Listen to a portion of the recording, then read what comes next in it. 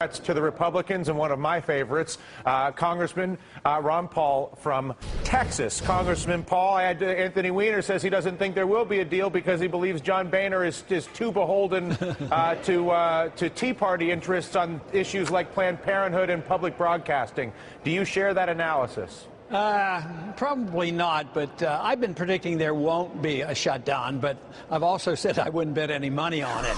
But I'm not too excited about either side of that argument. I think it's all partisanship, and they're not dealing with the real issue. And I think you even mentioned that we're only tinkering with a couple billion. Yeah, we're really dealing with, the national debt this year is going up $2 trillion. Thank you. So we have to change our attitude about what government should be doing. And, as a strict constitutionalist, I don't endorse most of our domestic spending, but I don't set out to attack that if I'm going to work out of this, get us to work out of it. I would go after the foreign stuff. And that's why I think the foreign policy is important. I think that we have a coalition of some Republicans and a lot of Democrats who think we spend too much money overseas and we shouldn't be expanding our wars. So that is a place where the American people should all join in.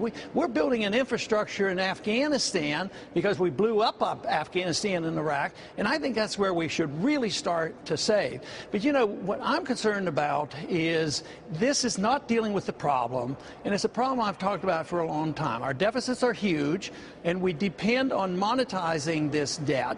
And when you do that... Explain that for people. They're just sort of trying to get into the conversation. Okay, both Republicans and Democrats really are responsible for this huge deficit financing.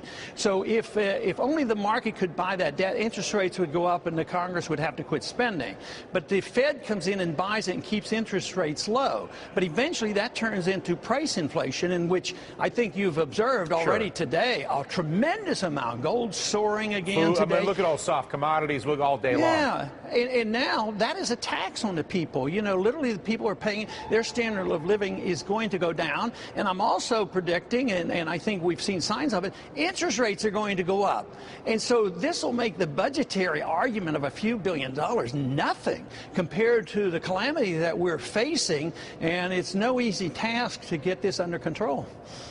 At the same time, you seem to be among the very few people, Republican or Democrat, who's willing to come in at least to a public theater like this one and engage in a conversation about the actual problem, which is the I don't know whether you want to call it inefficiency or corruption or manipulation, whether it's the tax code and the Swiss cheese there, the lack of real transparency and choice or competition in health care, the nature of our foreign policy, our banking system, our energy policy. These are the core issues that are laying the American people with debt.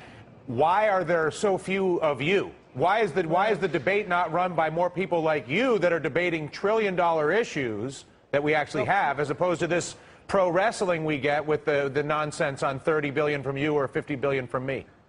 Well, politically, it's unpopular, especially if you'd been talking this way like I have for 10, 15 years when we should have been dealing with it. So this means you would have had to cut out the military-industrial complex and the special interests here at home. We have a system of corporatism. We don't have a system. Sometimes I don't like to condemn capitalism for the problems that we have today. But we have corporatism, and you know as well as anybody how the big guys got bailed out, and the little guys didn't get bailed out and compounded our problems.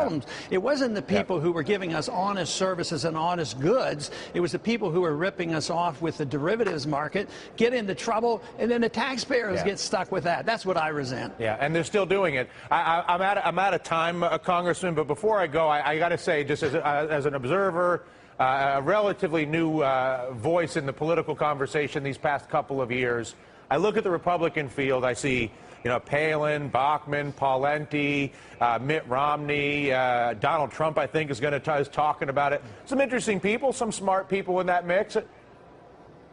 There's no way any of them are better than you for the Republican nomination. Let's just be seriously. No, I mean, when you look at your articulation of the actual, I'm not saying your answers are all right. I don't know whether your answers are all right or not, but I do know the way that you frame the debate around the issues that this country faces is the most honest of almost any politician that I deal with.